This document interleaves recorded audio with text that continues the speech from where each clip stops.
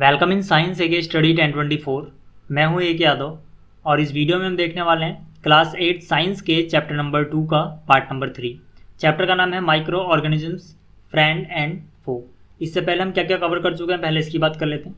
तो इससे पहले की वीडियोज़ में मैं आपको बता चुका हूँ what are micro organisms, types of micro organisms, some facts about micro organisms and uses of micro organisms. और इस वीडियो में हम क्या सीखने वाले हैं ये भी बता देता हूँ। इस वीडियो में हम स्टडी करेंगे हार्मफुल माइक्रो ऑर्गेनिजम्स के बारे में, फूड पॉइजनिंग के बारे में एंड फूड प्रिजर्वेशन के बारे में। ठीक है, और इससे पहले की वीडियोस अगर आपको चाहिए तो मैथ्स की हो या फिर साइंस की वीडियोस हो, दोनों का ही लिंक आपको इस वीडियो के डिस्क्रिप्शन बॉक्स में मिल जाएंगे। हालांकि जो हमारा मैथ्स का चैनल है वो अलग है, उसका नाम है एके स्टडी 1024 और साइंस वाले का नाम है साइंस एके स्टडी 1024। तो अगर आपको मैथ्स वाले चैनल पे वीडियो चाहिए तो यहाँ पे आप इस चैनल पे जा सकते हो और यहाँ पर प्लेलिस्ट सेक्शन में आपको क्लास 8 की चैप्टर वाइज वीडियोस मिल जाएंगी, बाकी क्लासेस की भी हैं। ठीक है, तो यहाँ से आपको वीडियोस मिल जाएंगी मैथ्स वाली। अब शुरू करते हैं इस वीडियो को। तो जो हमारा आज का पहला टॉपिक है वो एनसीईआरटी के हिसाब से पॉइंट 2.4 है। तो जो भी मैं आपको यहाँ पर पढ़ाऊँगा वो सब कुछ एनसीईआरटी के अकॉर्डिंग होगा। ठीक है, तो पॉइंट 2.4 जो है एनसीईआरटी में गिवन है उसमें हेडिंग क्या है, हार्मफुल माइक्रो ऑर्गेनिजम्स। इससे पहले हम कवर कर चुके हैं सारा जो भी एनसीईआरटी में था। ठीक है, तो हार्मफुल माइक्रो ऑर्गेनिज्म को समझने के लिए सबसे पहले जो टर्म आपको समझनी है वो है पैथोजेंस। पैथोजेंस क्या होते हैं, अगर आपको एक बार ये समझ में आता है तो फिर आगे चैप्टर में जो भी मैं पढ़ाने वाला हूँ उसको समझना आसान होगा। तो मैंने यहाँ पे लिखा है some of micro organisms cause diseases in human being, plants and animals. Such disease causing microorganisms are called pathogens. मतलब कि कुछ माइक्रो ऑर्गेनिजम्स ऐसे होते हैं जो बीमारी फैलाते हैं ह्यूमंस में, पौधों में या फिर जानवरों में भी, और इन्हीं बीमारी फैलाने वाले माइक्रो ऑर्गेनिजम्स को हम बोलते हैं पैथोजेंस।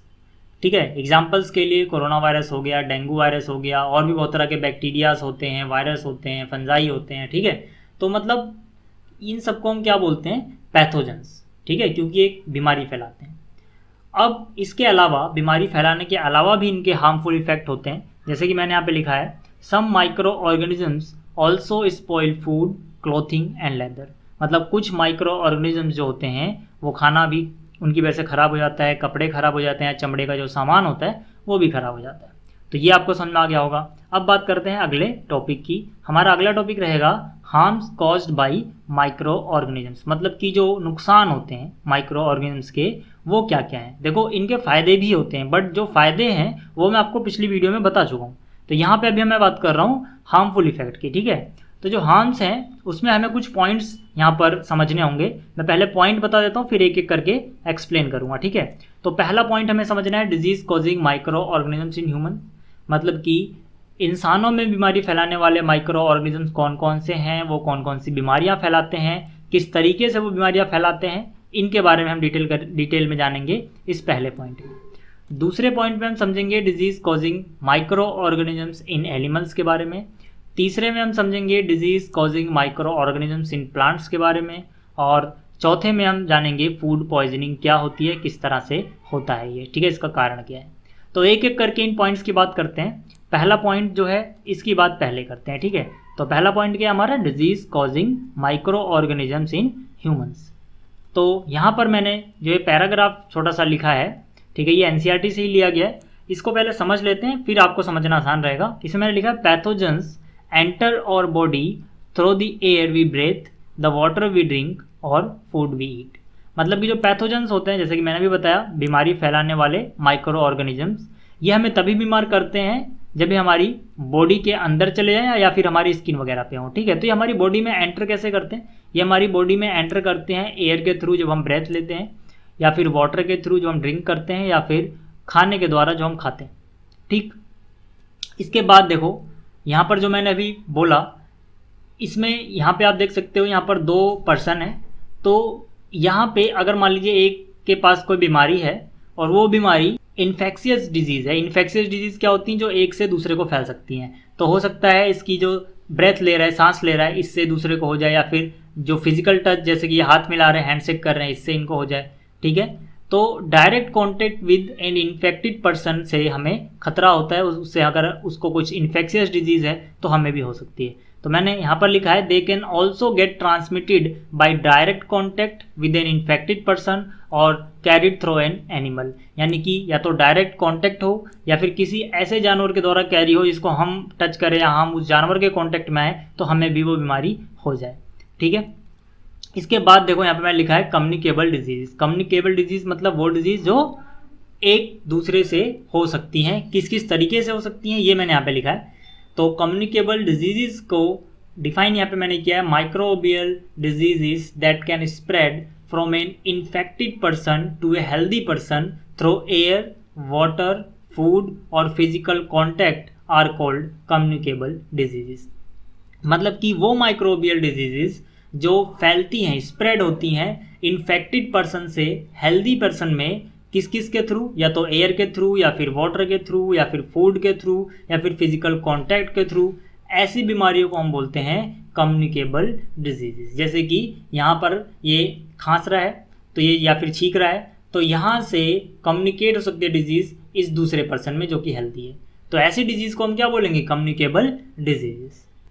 यहाँ पर एग्जाम्पल लिखा है मैंने कम्युनिकेबल डिजीज का, कॉलरा हो गया, कॉमन कोल्ड हो गया, चिकन पॉक्स हो गया, ट्यूबरक्लोसिस हो गया, ये सब क्या है, कम्युनिकेबल डिजीजेस हैं।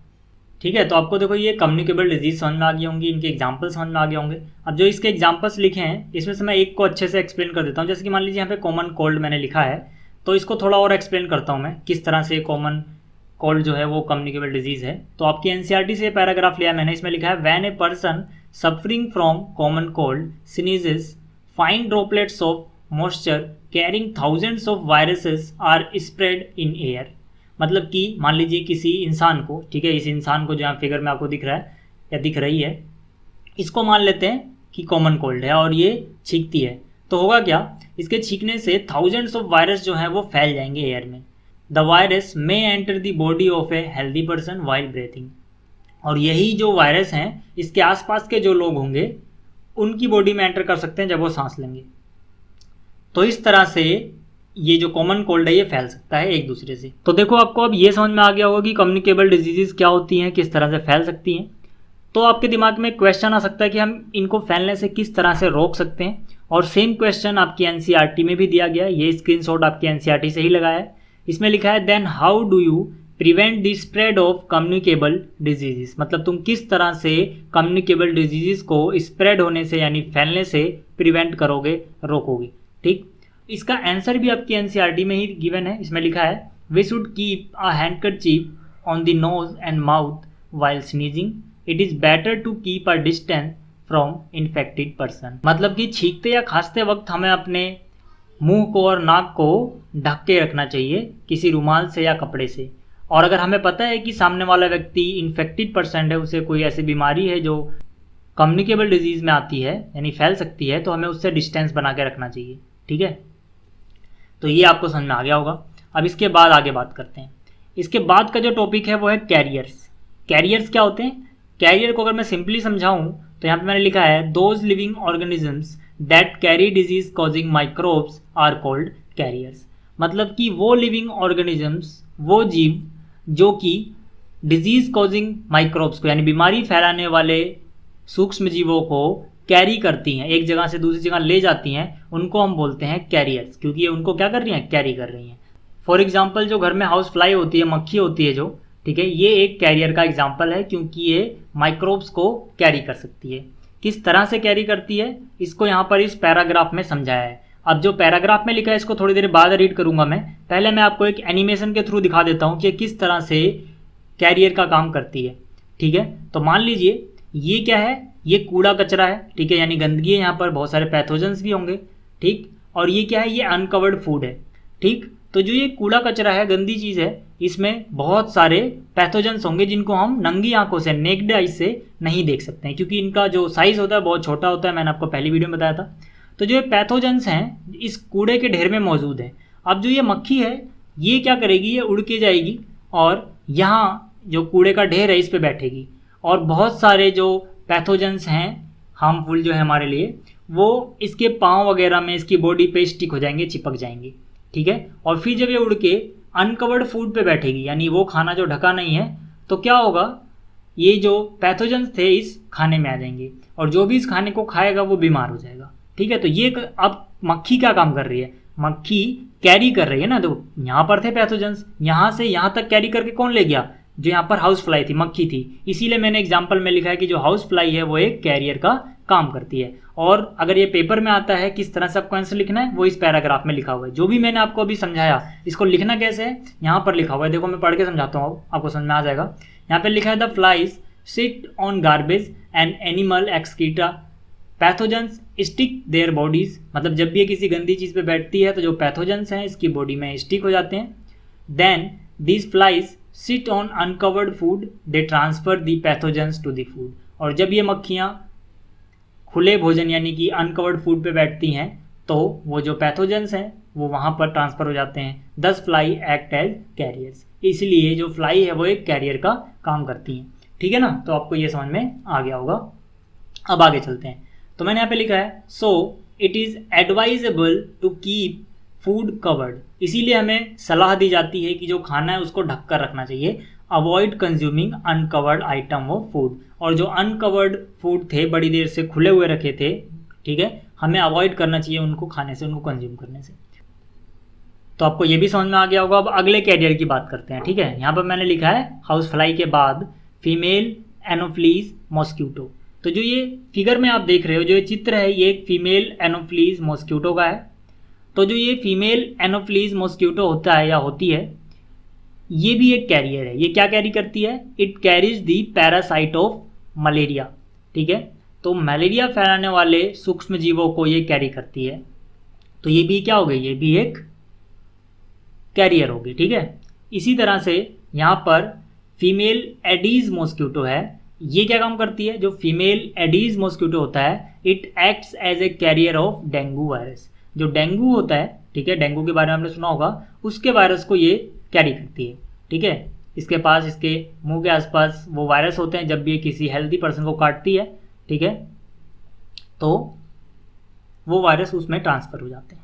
ठीक, यानी कि ये भी एक कैरियर का काम कर रही है।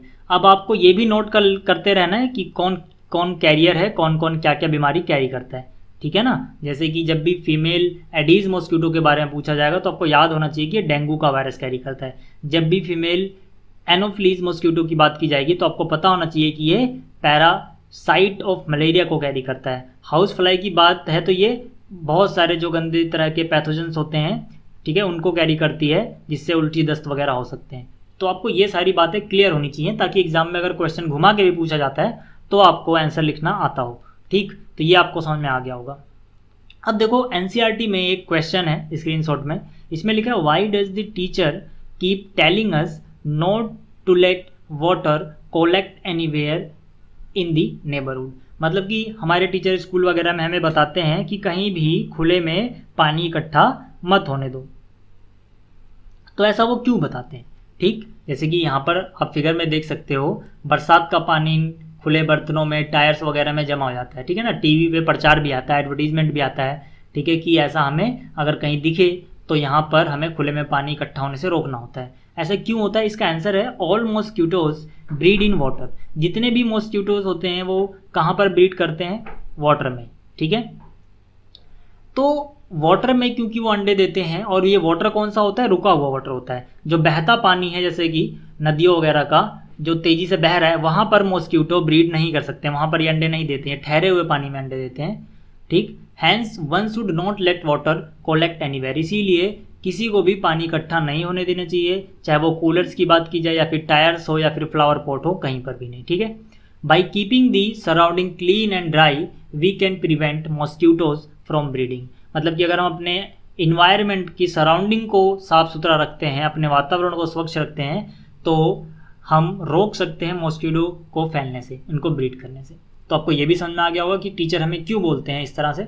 अब इसके बाद यहाँ पर एक टेबल दी गई है, टेबल 2.1 आपकी एनसीईआरटी में। ये टेबल किस बारे में है? इसकी हेडिंग में लिखा है some common human diseases caused by micro organisms. क्योंकि अभी हमारा जो टॉपिक कौन सा चल रहा है, ह्यूमन में फैलने वाली बीमारियों के माइक्रो ऑर्गेनिजम्स कौन कौन से होते हैं। ठीक है, तो यहाँ पर हमारे पास जो है सब हेडिंग में लिखा है कॉमन डिजीजेस, मतलब ये सारी कॉमन डिजीज हैं। इसके बाद लिखा है कॉजेटिव माइक्रो ऑर्गेनिजम्स, मतलब किस किस माइक्रो ऑर्गेनिज्म से डिजीज़ फैलती हैं वो लिखे हुए हैं। यहाँ पर है मोड ऑफ ट्रांसमिशन, मतलब किस तरह से फैलती हैं ये लिखे हुए हैं। और यहाँ पर है प्रिवेंशन या फिर जनरल बातें जिनका हमें ध्यान रखना होता है ताकि हम इनको फैलने से रोक सकें। तो एक एक करके बात करते हैं। देखो यहाँ पर जो ये पहली रो है, ठीक है, इनमें खास बात क्या है कि ये सब ज़्यादातर एयर से फैलती हैं और इनके रोकने का तरीका लगभग लगभग सेम है। तो पहले इनकी बात कर लेते हैं। ये जो पहला वाला है, ठीक, यहाँ पर देखो ह्यूमन डिजीज कौन सी है, पहले ट्यूबरक्लोसिस जिसे हम टीबी बोलते हैं, ठीक है ना शॉर्टकट में। ये किससे होती है, बैक्टीरिया से होती है। मोड ऑफ ट्रांसमीटर क्या है, एयर, ठीक है, एयर के थ्रू फैलती है, ठीक है। इसी तरह से मेसल्स वायरस से फैलती है, ठीक है, मतलब जो माइक्रो ऑर्गेनिज्म है ये फैलाने वाला वो वायरस है। किस तरीके से फैलती है, कहाँ से, एयर से फैल सकता है ये।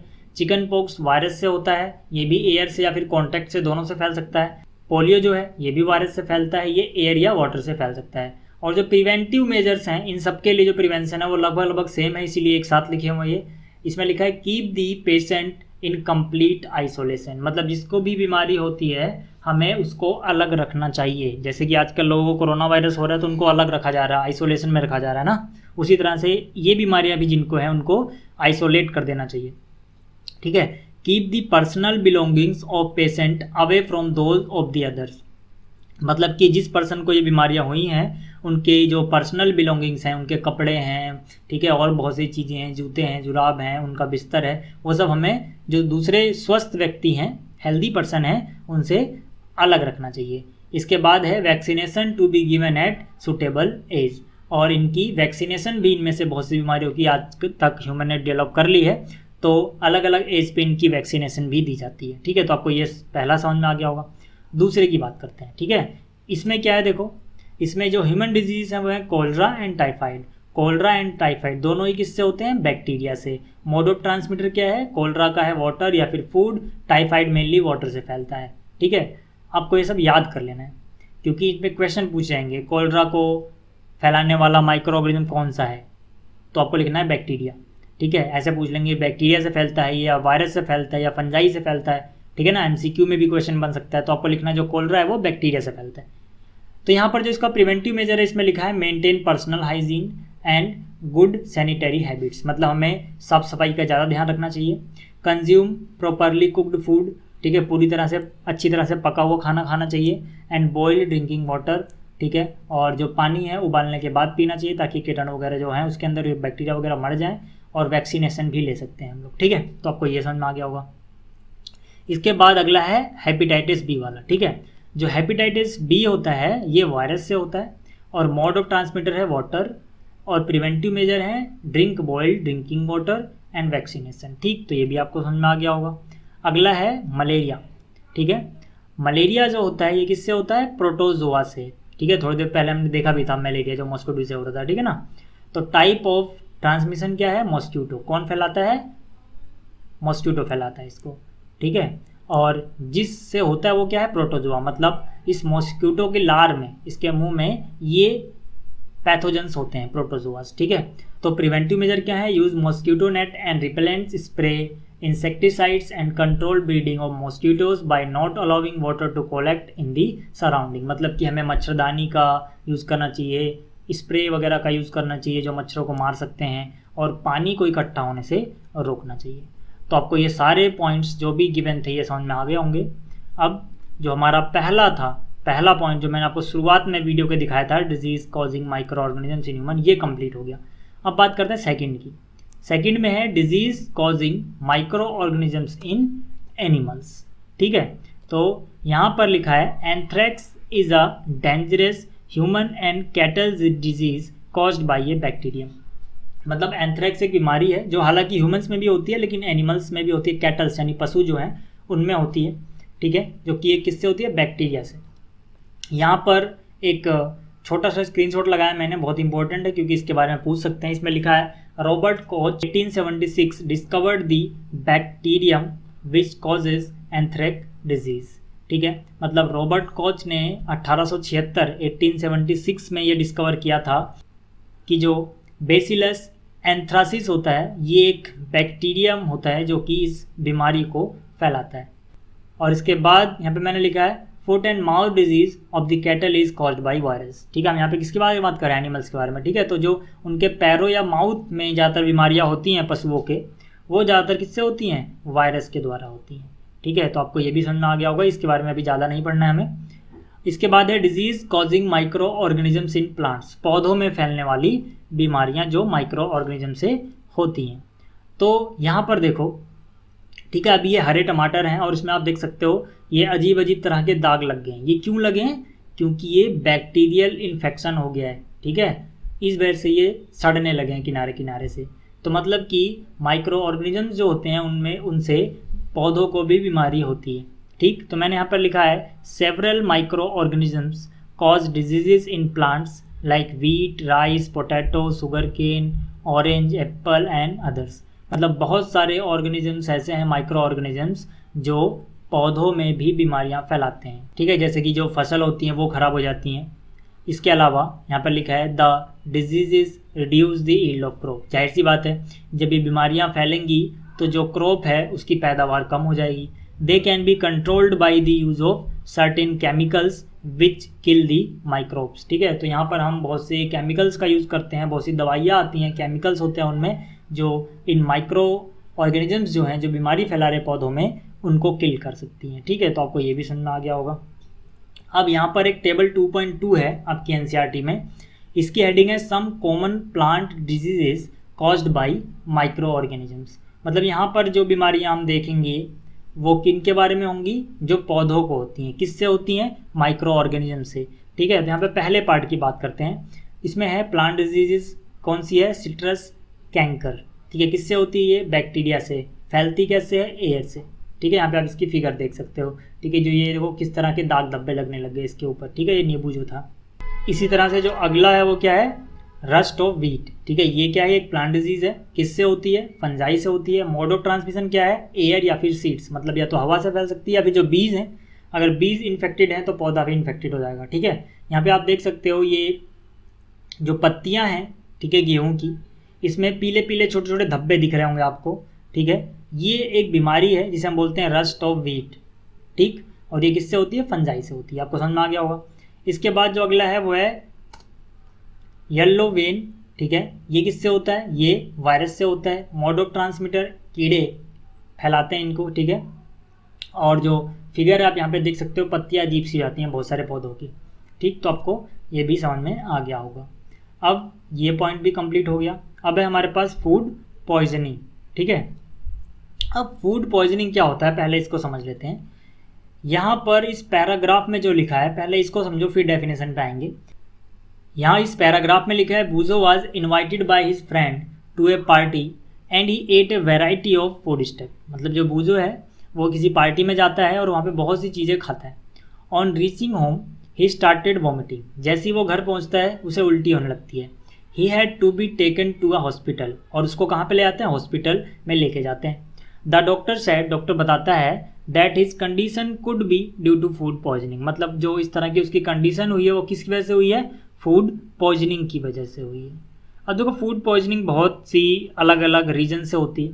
ठीक है, हम पूरे डिटेल में यहाँ पे नहीं जाएंगे, क्लास 8th में इतना डिटेल में नहीं है। ये इसलिए भी हो सकती है क्योंकि हो सकता है उसने जो खाना खाया, ठीक है, वो माइक्रो ऑर्गेनिजम्स के द्वारा पहले ही कंटामिनेटेड था, या फिर उसने कुछ ऐसा एक साथ खा लिया जो एक साथ केमिकल रिएक्शन हो जाए। ठीक है, कुछ चीज़ें ऐसी होती है जो हमें एक साथ नहीं खानी चाहिए। तो बहुत अलग अलग तरीक़ों से फूड पॉइजनिंग हो सकती है, जिसमें से माइक्रो ऑर्गेनिजम्स भी एक रीजन हो सकते हैं। ठीक है, तो यहाँ पे अभी हमें माइक्रो ऑर्गेनिज्म वाला रीजन पढ़ना है। ठीक है, तो यहाँ पर लिखा हुआ है Paheli wonders how food can be poison. जो पहली है, मान लीजिए इस लड़की का नाम पहली है, ये सोच रही है कि यार ये जो खाना है वो जहर, उसमें जहर कैसे बन गया, क्या रीजन हो सकता है। तो यहाँ पर इसका आंसर है some micro organisms can spoil the food when they grow on it. मतलब कि बहुत सारे माइक्रो ऑर्गेनिजम्स होते हैं जो खाने के ऊपर धीरे धीरे ग्रो करते रहते हैं, अपना नंबर बढ़ाते रहते हैं, खाना सड़ता रहता है। ठीक है, some toxic substances produced in the food by these micro organisms. और इन माइक्रो ऑर्गेनिजम्स के द्वारा कुछ टॉक्सिक यानी कि जो जहरीला पदार्थ है वो प्रोड्यूस होना चालू होता है खाने में। These make the food poisonous. और इसीलिए फूड जो है वो जहरीला हो जाता है। जैसे कि यहाँ पे देखो बर्गर है, ठीक है, अब मान लीजिए इसमें माइक्रो ऑर्गेनिजम्स अगर लग गए, सड़ गया ये थोड़ा बहुत, या फिर बासी हो गया, ख़राब हो गया, और तब किसी ने खा लिया, तो हो सकता है उसको फूड पॉइजनिंग हो जाए। ठीक, तो यहाँ पर मैंने लिखा है consuming such food can cause food poisoning. इस तरह का गंदा खाना खाने से फूड पॉइजनिंग हो सकती है which results serious illness and even death. ठीक है, और जो इसका रिजल्ट है वो है सीरियस इलनेस, यानी गंभीर बीमारी भी हो सकती है या फिर डेथ भी हो सकती है। So it is very important that we preserve food to prevent it from being spoil. इसीलिए बहुत इंपॉर्टेंट हो जाता है कि हम अपने खाने को इस तरह से प्रिजर्व करके रखें, सुरक्षित करके रखें, ताकि उनमें माइक्रो ऑर्गेनिजम्स लग ही ना पाएँ और वो खाना प्रिवेंट हो सके स्पॉइल होने से। ठीक है, तो इतना हो गया। तो अब शुरू में जो मैंने आपको बोला था इस टॉपिक के कि फूड पॉइजनिंग की डेफिनेशन क्या होगी उसकी बात करते हैं। तो मैंने यहाँ पर लिखा है व्हाट इज़ फूड पॉइजनिंग, मतलब फूड पॉइजनिंग क्या है। इसका आंसर है the ill effect on health caused by consumption of contaminated food is called food poisoning and the food gets contaminated due to some toxic secretions produce by microbes. मतलब कि जो बुरा effect पड़ता है, इल इफेक्ट पड़ता है हमारी हेल्थ पे, क्यों पड़ता है? क्योंकि हमने कुछ ऐसा कंज्यूम कर लिया है जो कॉन्टामिनेटेड था, पहले से ही संक्रमित था किसी वायरस या कीटाणु वगैरह से। तो ऐसे में जो पेट के अंदर गया और जो टॉक्सिक सब्सटेंस हमारे पेट में गए उसकी वजह से पॉइजनिंग हो जाती है। इसी को हम बोलते हैं फूड पॉइजनिंग। ये फूड पॉइजनिंग क्यों होती है? क्योंकि जो माइक्रो ऑर्गेनिज्म है उन्होंने उस खाने के ऊपर कुछ टॉक्सिक सिक्रेशंस कर दिए हैं, कुछ प्रोड्यूस कर दिया है, वहाँ पर कुछ केमिकल रिएक्शन भी हुई है। ठीक है ना। और भी बहुत से रीजन होते हैं फूड पॉइजनिंग के, याद रखना, लेकिन अभी हमारे पूरा सिलेबस में नहीं है, हम इतने पे ही रुक जाते हैं इस टॉपिक पे। ठीक, अब आगे बात करते हैं। अब बात करते हैं अपने अगले टॉपिक की। हमारा जो अगला टॉपिक है वो आपकी एनसीईआरटी के हिसाब से पॉइंट 2.5 है, जिसकी हेडिंग है फूड प्रिजर्वेशन। मतलब हम खाने का संरक्षण कैसे करते हैं, उसको सुरक्षित कैसे रखते हैं। ठीक, इसके पहले एक क्वेश्चन है जो आपके एनसीईआरटी के बीच में ही पूछा गया है, how do we preserve cooked food at home. मतलब जो हम घर पे खाना पकाते हैं, घर पे खाना बनाते हैं, उसको हम किस तरह से प्रिजर्व करके रखते हैं। ठीक, तो इसका आंसर है we preserve cooked food at home by keeping it in refrigerator. ठीक है, ज़्यादातर जिसके घर में फ्रिज वगैरह है वो पके हुए खाने को फ्रिज में रख देते हैं ताकि वो ज़्यादा समय तक ख़राब ना हो। ठीक है, ऐसा क्यों होता है? Because low temperature inhibits the growth of microbes. क्योंकि जो ठंडा टेम्परेचर है, बहुत ज़्यादा ठंडा माहौल में खाना रहता है और ठंडे प्लेस पे जो माइक्रो ऑर्गेनिम्स हैं वो जल्दी जल्दी ग्रो नहीं कर पाते हैं, क्योंकि टेम्परेचर चाहिए होता है उनको ग्रो करने के लिए, और फ्रिज में टेम्परेचर बहुत कम होता है। इसीलिए जो फ्रिज वगैरह में हम खाना रखते हैं वहाँ पर क्या होता है, खाना बहुत टाइम तक सुरक्षित बचा रहता है। ठीक है, अब देखो अगला जो क्वेश्चन है फूड प्रिजर्वेशन की इंपॉर्टेंस को समझने के लिए, वो भी आपकी एनसीईआरटी के बीच में पूछा गया। इसमें is spoiling of food a chemical reaction. क्या जो खाना खराब हो जाता है, बासी हो जाता है, उसका टेस्ट बदल जाता है, उसकी स्मेल बदल जाती है, क्या ये एक केमिकल रिएक्शन है? अब देखो इसका आंसर मैं आपको बताऊं कि ये केमिकल रिएक्शन है या नहीं, इससे पहले आप ये समझ लो कि हम कैसे डिसाइड करते हैं कि कोई रिएक्शन जो हो रही है वो केमिकल रिएक्शन है कि नहीं। ठीक, तो इसका सिंपल सा आंसर है कि जब भी केमिकल रिएक्शन होती है तो कोई नया सब्सटेंस बन जाता है।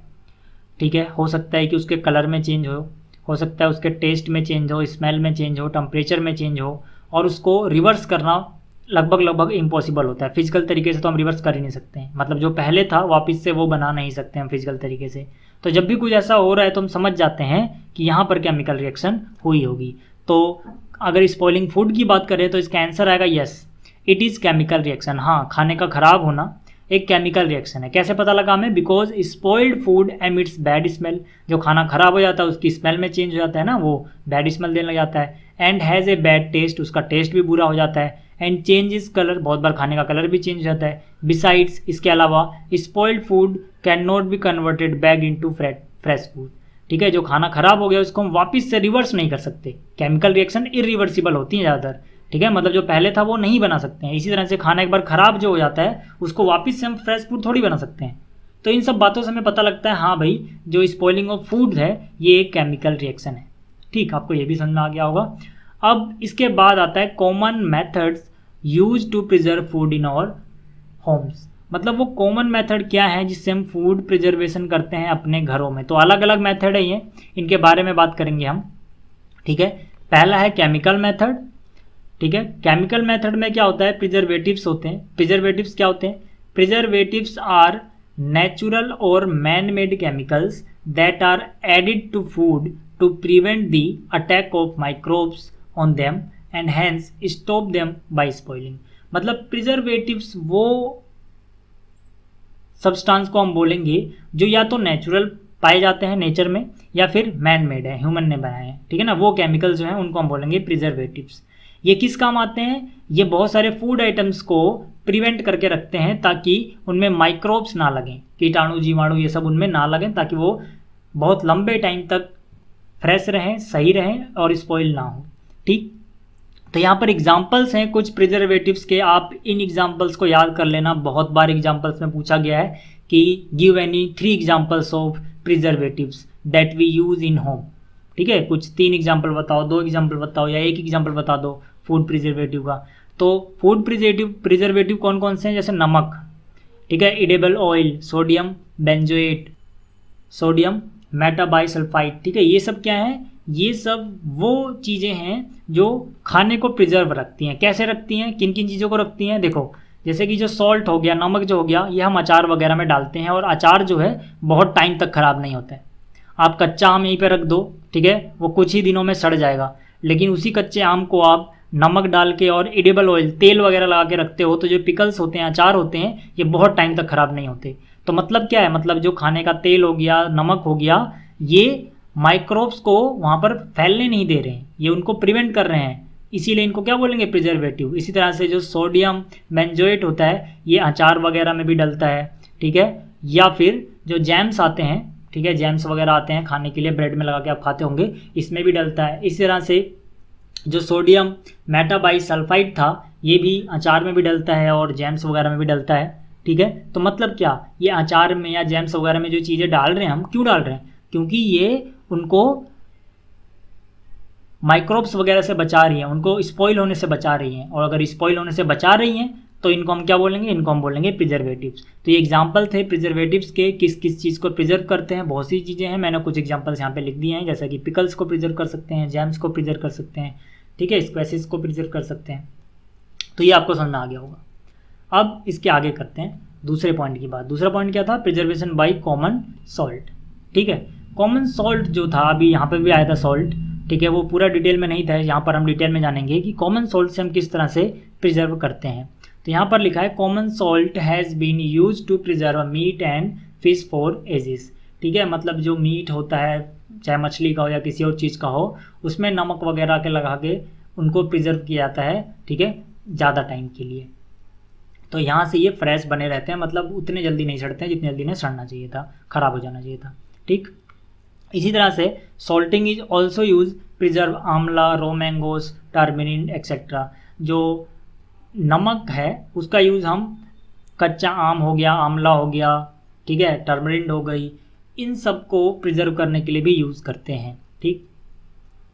अगला जो पॉइंट है वो है प्रिजर्वेशन बाय शुगर, ठीक। मतलब हम शुगर का भी यूज़ करते हैं चीज़ों को ख़राब होने से बचाने के लिए, जैसे कि जैम्स हो गए, जेलीस हो गई, ठीक है, यहाँ पर आप देख सकते हो, ठीक है, स्क्वैशेस हो गए। तो इनमें क्या होता है? इनमें बहुत ज़्यादा शुगर होता है, ठीक है, उसकी वजह से भी इसमें जो माइक्रोब्स हैं वो जल्दी नहीं लग पाते हैं और ये प्रिजर्व रहते हैं। तो आपको ये भी समझ में आ गया होगा कि हम शुगर का भी यूज़ कर सकते हैं प्रिजर्वेशन के लिए। इसके बाद मैं यहाँ पर थोड़ा डिटेल में लिख दिया है शुगर के बारे में, ठीक है। Sugar reduces the moisture content, ठीक है, ये शुगर डालने से इनका मॉइस्चर कम हो जाता है, which inhibits the growth of bacteria which spoil food. अगर मॉइस्चर कम होगा तो बैक्टीरिया का वहाँ पर फैलने में दिक्कत होगी, टाइम लगेगा, इसीलिए ये फूड को स्पॉइल होने से बचा सकता है शुगर का ऐड करना, ठीक है। तो ये आपको समझ में आ गया होगा।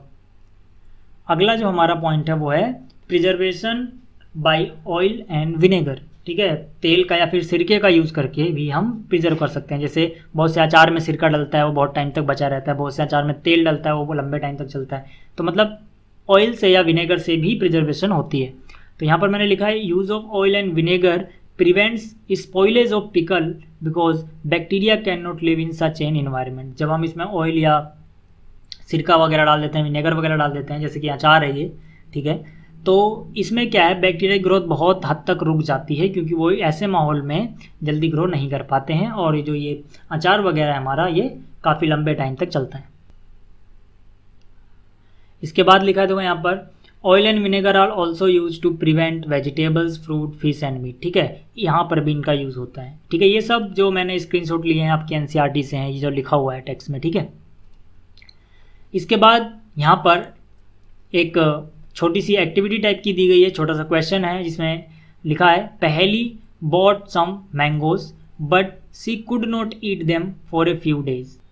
मतलब कि जो पहली है वो कुछ आम खरीदती है और वो कुछ दिन तक उन्हें खाती नहीं या खाना भूल जाती है, जो भी रीज़न हो, कुछ दिनों के लिए वो ऐसे ही रख देती है।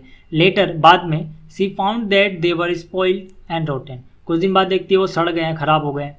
बट सी नोज, लेकिन वो जानती है, that the mango pickle her grand mother makes does not spoil for a long time.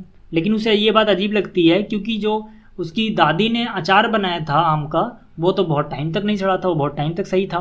C is confuse, वो कन्फ्यूज है, वाई डज दिस हैपन, ऐसा क्यों हुआ कि जो उसका आम था, उसका जो उसने थोड़े दिन के लिए रखा वो सड़ गया, जबकि जो दादी ने अचार बनाया था वो बहुत टाइम तक चला। ठीक है, तो इसका सिंपल सा रीज़न वही जो मैंने आपको अभी बताया। ठीक है, the mangoes were acted upon by micro organisms which spoiled them, मतलब जो पहली के पास आम थे उस पर इसने नमक नहीं या फिर तेल वगैरह में नहीं रखा था उन्हें, इसलिए आसानी से माइक्रो ऑर्गेनिजम्स वहाँ पे अटैक कर गए और उसको ख़राब कर दिया, वो सड़ गए। बट दी मैंगो पिकल, लेकिन जो आम का अचार था जो उसकी दादी ने बनाया था, मेड बाय पहलीज ग्रैंड मदर, ठीक है, कंटेन्ड प्रिजर्वेटिव्स, उसके अंदर प्रिजर्वेटिव्स डाले थे उसकी दादी ने। कौन कौन से? सॉल्ट डाला था, ऑयल डाला था, which prevent the attack of microbes, जिसने माइक्रोब्स के ग्रोथ को रोक दिया था, प्रिवेंट कर दिया था। इसीलिए वहाँ पर वो जो अचार था वो बहुत टाइम तक बचा रहा, बहुत टाइम तक सही रहा। ठीक, तो आपको ये समझ आ गया होगा। अगला पॉइंट है heat and cold treatments. Heat and cold treatment करके भी हम बहुत से फूड आइटम हैं जिनको बचा सकते हैं, जैसे कि दूध के बारे में आपने सुना होगा। ठीक है, हम क्या करते हैं, दूध को जब उबाल देते हैं तो लंबे टाइम तक चलता है, फिर थोड़ी देर बाद जैसे कुछ घंटों बाद उबाल देते हैं तो ऐसे वो फटने से बच जाता है, दूध फटता नहीं जल्दी। ठीक है ना, उबालना, ठंडा करना। तो यहाँ पर लिखा हुआ है, you must have observe your mother boiling milk before it is stored और यूज्ड। ठीक है, हम यूज़ करने से पहले या स्टोर करने से पहले दूध को उबाल देते हैं। क्यों, ऐसा क्यों होता है कि उबालने से वो लंबे टाइम तक चलता है? क्योंकि जब दूध फट जाता है, ख़राब हो जाता है, वो माइक्रो ऑर्गेनिजम्स की वजह से होता है और बॉइलिंग से वो मर जाते हैं। तो यहाँ पर लिखा है boiling kills many micro organisms, उबालने से बहुत से माइक्रो ऑर्गेनिजम्स मर जाते हैं, इसीलिए वो लंबे टाइम तक चलता है। सिमिलरली वी कीप और फूड इन दी रेफ्रिजरेटर, बहुत सारे खाना जो शुरू में बताया था फ्रिज में हम रखते हैं। इससे क्यों? क्योंकि low temperature inhibits the growth of microbes, जो लो टेम्परेचर होता है उससे माइक्रोब्स की ग्रोथ रुक जाती है।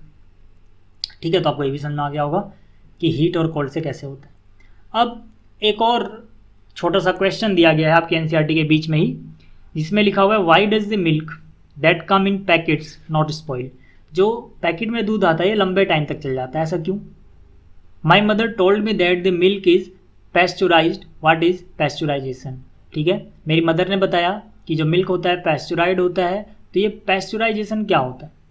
ठीक, तो इसके बारे में बात करते हैं। यहाँ पर लिखा है the milk that comes in packet does not spoil because it is pasteurised. ठीक है, जो पैकेट में आता है जल्दी स्पॉइल नहीं होता क्योंकि ये पैस्चुराइज होता है। और पैस्चुराइज क्या होता है? यहाँ पर लिखा हुआ है, pasteurisation is a process in which the milk is first heated to a temperature of about 70 degrees Celsius for 15 to 30 seconds and then suddenly chilled and stored। मतलब पैस्चुराइजेशन जो है एक प्रक्रिया है, एक प्रोसेस है जिसमें जो दूध होता है वो लगभग 70 डिग्री के आसपास, 70 डिग्री सेल्सियस के आसपास 15 से 30 सेकंड के लिए हीट किया जाता है और फिर उसको सडनली चिल्ड कर देते हैं, तेज़ी से ठंडा कर देते हैं और फिर स्टोर कर देते हैं। बाई डूइंग सो, ऐसा करने से it prevents the growth of microbes, जो उसमें बैक्टीरिया होते हैं उनकी ग्रोथ रुक जाती है। एकदम से उबाल दिया और मर गए, थोड़े बहुत अगर बच भी गए तो एकदम से ठंडा कर दिया, अब वो अपनी ग्रोथ को बढ़ा नहीं पाएंगे। This process was discovered by Louis Pasteur. ये जो प्रोसेस है इसको डिस्कवर किया था लुइस पास्चर ने। क्वेश्चन आ भी सकता है पैस्चुराइजेशन किसने डिस्कवर की थी, तो आपको लिखना है लुइस पास्चर ने। This is why it is called pasteurisation, इसीलिए इसका नाम इनके नाम पे पड़ गया, पास्चर से ही क्या बन गया, पास्चुराइजेशन। ठीक है, तो आपको ये पता होना चाहिए कि पैस्चुराइजेशन क्या होता है, किसने डिस्कवर किया था, इसमें हम क्या करते हैं। ठीक, तो ये भी आपको समझ में आ गया होगा। अगला क्या है, स्टोरेज एंड पैकिंग। ठीक है, हम अगर अच्छी जगह पे स्टोर करते हैं, उनकी पैकिंग अच्छी करते हैं, इससे भी जो खाना आइटम है, खाने का आइटम जो है वो बहुत टाइम तक बचा रह सकता है। ठीक है, जैसे कि यहाँ पर है these days dry fruits and even vegetables are sold in sealed air tight packets to prevent the attacks of microbes. ठीक है, जितनी भी चीज़ आप देख लो, चिप्स देख लो या बहुत सारे ड्राई फ्रूट देख लो, बहुत सारी चीज़ें होती हैं वो अच्छी सी पैकिंग में आती हैं ताकि उन पे माइक्रोब्स का अटैक ना हो सके। तो इससे क्या होता है, क्योंकि वहाँ तक माइक्रो ऑर्गेनिज्म पहुँच नहीं पाएंगे, अच्छी पैकिंग में है वो, ठीक है, उसके अंदर एयर नहीं जा सकती, ह्यूमिडिटी नहीं जा सकती, नमी नहीं जा सकती है, इसलिए वहाँ पर जो माइक्रोब्स हैं वो भी नहीं जा पाएंगे और उनका अटैक जल्दी नहीं होगा, तो वो काफ़ी टाइम तक सही रहेगा। तो उम्मीद आपको ये सारे टॉपिक आज जो मैंने पढ़ाए है समझ में आ गए होंगे। तो थैंक्स फॉर वॉचिंग, मिलते हैं जल्दी अगली वीडियो में। और हमारा आप चैनल सब्सक्राइब कर सकते हैं इसका यहाँ पर क्लिक करके, और अगर आप फुल चैप्टर देखना चाहते हैं तो ये इसकी प्लेलिस्ट है, यहाँ से आप फुल चैप्टर देख सकते हैं जो भी मैंने अब तक वीडियो अपलोड किए हैं।